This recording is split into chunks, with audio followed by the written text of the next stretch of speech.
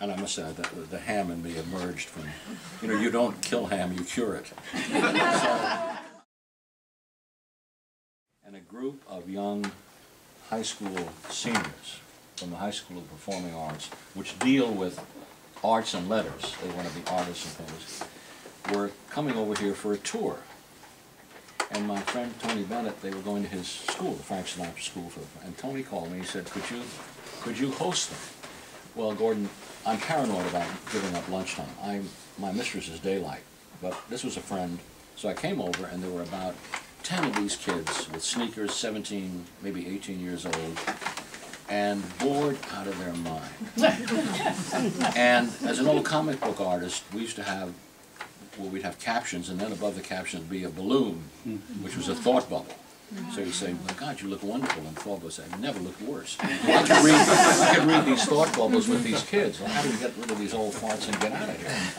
Well, one of the actors was there, and he was talking about the architecture, and Mr. Kinstler, who's here, has painted so-and-so, they couldn't have cared less.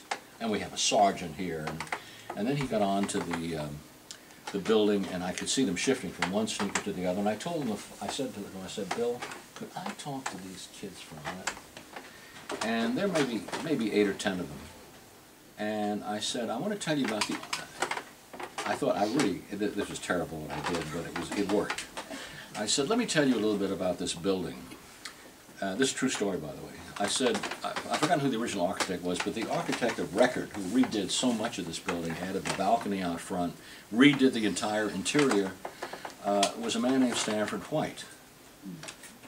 I said he did Pennsylvania Station. I named about a dozen buildings of his. He was America's leading architect. Well, they were, honestly, they were ready to bolt out of here. So I built up to it. I said, well, I want to tell you that about Stanford White. And I must say that the ham in me emerged from, you know, you don't kill ham, you cure it. So I said, Stanford White was a grandfather. He was 54 years old. He was a leading architect of the day, and I said he kept a mistress down in Washington Square. I said she was 16 years old, and her name was Evelyn Nesbit, and this was about 1900. And I said, Evelyn Nesbit was his mistress for several years, and he built in the apartment in Washington Square a red velvet swing in which she used to swing stark naked.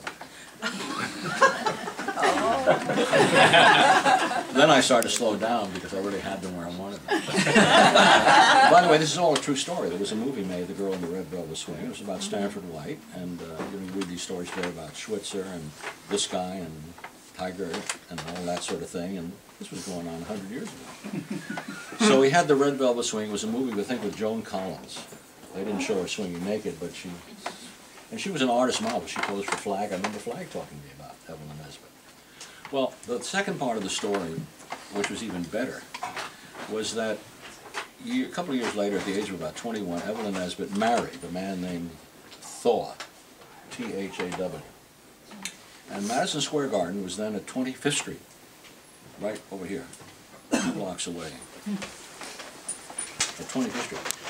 At the night of the opening of Madison Square Garden, the governor was there and the mayor, and Evelyn Nesbit and her husband, Harry Thaw. And Stanford White came, black tie. Harry Thaw pulled out a pistol and walked up. Stanford White said, "You're the man who seduced my life," and shot him right through the head. Oh my God. It was a crime of the century.